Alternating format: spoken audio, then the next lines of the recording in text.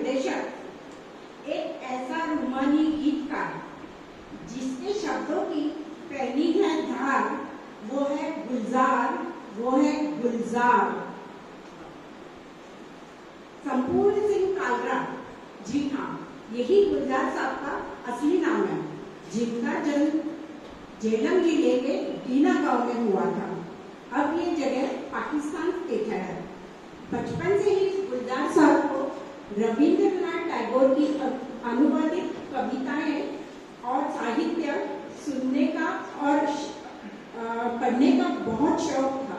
ये शौक इतना ज्यादा बढ़ गया कि गुलजार साहब कहते हैं कि रविंद्रनाथ टैगोर साहब का साहित्य पढ़ना मेरे जीवन का टर्निंग पॉइंट हो गया। बंटवारे के बाद कालरा फैमिली अमृतसर आ गई और अब खाने के भी लाले पड़ गए, तो गुलजार साहब बम्बई के लिए निकल पड़े। मुसाफिर हूँ यारो, न घर है ना ठिकाना, मुझे चलते जाना है, बस चलते जाना। बम्बई आने के बाद गुलजार साहब को एक कार गैरेज में काम मिला। वहाँ पे बतौर मैकेनिक वो उनका काम था कि एक्सीडेंटल गाड़ियों का मरम्मत करना और उनका पेंटिंग करना। जब तक रंग सूखता तब तक गुलजार साहब 2-3 कविताएं लिख देते, क्योंकि घर वालों को उनका ये साहित्य के प्रति प्रेम और कविता लिखना बिल्कुल पसंद नहीं था। गुलजार साहब इन कविताओं के नीचे अपना नाम गुलजार दिनवी लिखा करते थे। थोड़े दिनों में ये दिनवी तो खत्म हो गया, रह गया सिर्फ गुलजार। गुलजार का मतलब है फूल की तरह सुंदर। दिन भर as a mechanic motor garage में काम और शाम को गुलजार साहब राइटर एसोसिएशन में जाया करते थे। वहां उनकी मुलाकात गीतकार शैलेंद्र से होती थी। गुलजार साहब की शैली से गीतकार शैलेंद्र बहुत प्रभावित हुए और उन्हें वो विमल रॉय के पास लेके गए। तब विमल रॉय एक फिल्म बना रहे थे जिसका नाम है बंदी हुई, और वो उन्हें आग्रह कर रहे थे गीतकार शैलेंद्र कि तुम इसके लिए गाना लिखो इस फिल्म के लिए। तो गुलजार साहब तो बिल्कुल तैयार नहीं थे, क्योंकि उनकी रुचि साहित्य में थी, पर क्योंकि शैलेंद्र साहब को वो अपना गुरु मानते थे, इसलिए उनकी कही बात सुन ली, पर सीधा गाना नहीं लिखा उन्होंने पहले स्क्रिप्ट पढ़ी, किरदार को जाना, सिचुएशन को समझा और फिर एक गाना लिखा। वो गाना था मोरा गोरा अंग लैले, मोहे शाम रंग लैले। इस तरह से इनकी शुरुआत तो हो गई। अब गाना लिखते लिखते गुलजार साहब डायलॉग राइटर भी बन गया। डायलॉग राइटर भी क्या, कौन सी फिल्म के आप सुनेंगे तो हैरान रह जाएंगे। आनंद फिल्म के डायलॉग सीरियस और इमोशनल ये गुलजार साहब ने लिखे हैं। उसके बाद नमक हराम फिल्म के गाने, इसमें मजदूर और एक मालिक के बीच के डायलॉग है, और चुपके चुपके, इसमें तो इतने नमकीन डायलॉग उन्होंने डाले थे कि आज भी अगर हम इस पिक्चर को याद करते हैं तो हंसी को हम रोक नहीं सकते।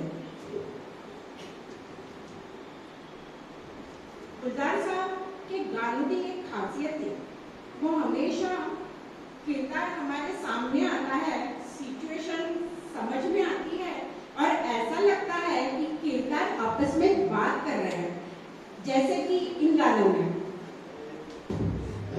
जिंदगी कर लगा ले हमने तो तेरे हर एक गम को गले से लगाया है ना, तेरे बिना जिंदगी से कोई शिकवा तो नहीं, शिकवा नहीं, तुझसे नाराज नहीं जिंदगी, हैरान हूँ मैं, ओ हैरान हूँ मैं। आप सबको आपको ये जानकर हैरानी होगी कि नए गानों में से कजरारे कजरारे और बीड़ी जलाइए ऐसे गानों के गीतकार भी गुलजार ही थे। बतौर निर्माता निर्देशक भी इनका प्रयास बहुत अच्छा रहा। पहली फिल्म थी मेरे अपने, जो कि बॉक्स ऑफिस पे इतनी हिट नहीं हुई जितनी कि दूसरी फिल्म परिचय में तो गुलजार साहब ने एक गाने में पूरी सरगम ही बता दी। सारे के सारे गम को लेकर गाते चले, पापा नहीं है धानी सी दीदी, दीदी के साथ है सारे। उसके बाद उनकी एक फिल्म आई मौसम। पुरानी फिल्मों में हम देखते थे कि हीरो हीरोइन गाना गा रहे हैं और एक पेड़ के पीछे एक बूढ़ा बुजुर्ग उन्हें घूर रहा है या फिर एक विलन उनको देख रहा है। मौसम सिनेमा में सिर्फ ऐसी एक सिचुएशन थी कि जहां हीरो भी संजीव कुमार था और पीछे से देखने वाला हीरो भी बूढ़ा बुजुर्ग भी संजीव कुमार ही था। वो शायद अपने दिनों को याद कर रहा था, ऐसे लगता है। इसके बाद उनकी एक फिल्म थी कोशिश, जिसमें तो एक भी डायलॉग नहीं था, पर इस फिल्म में भी जान डाल दी जया भादुड़ी और संजीव कुमार के अभिनय ने। गुलजार साहब के फिल्मों की बात हो और आंधी का जिक्र न हो, ऐसा तो हो नहीं सकता। इसके दो गाने मुखड़े प्रस्तुत हैं। तुम आ गए हो, नूर आ गया है, नहीं तो चरागों से लाचार रही थी, पत्थर की हवेली को शीशे के घरोंदों में, तिनकों के नशे मंतक इस मोड़ से जाते हैं। इस गानों का मतलब तो बहुत ही कम लोगों को समझ आया होगा, फिर भी ये गाने इतने हिट हुए कि अभी भी हम इन गानों को गुनगुनाते हैं। गुलजार साहब भी एक ऐसे गीतकार हैं जिन्होंने ब्लैक एंड व्हाइट जमाने के एस डी बर्मन के साथ काम किया और नए जमाने के ए आर रहमान और विशाल भारद्वाज के साथ भी काम किया। ए आर रहमान के साथ उन्होंने जो गीत लिखा है, आजा आजा जिंद सामियाने के तले, गजरी वाले नीले आसमान के तले, जय हो जय हो। इस गाने के लिए इनको ग्रैमी अवार्ड मिला।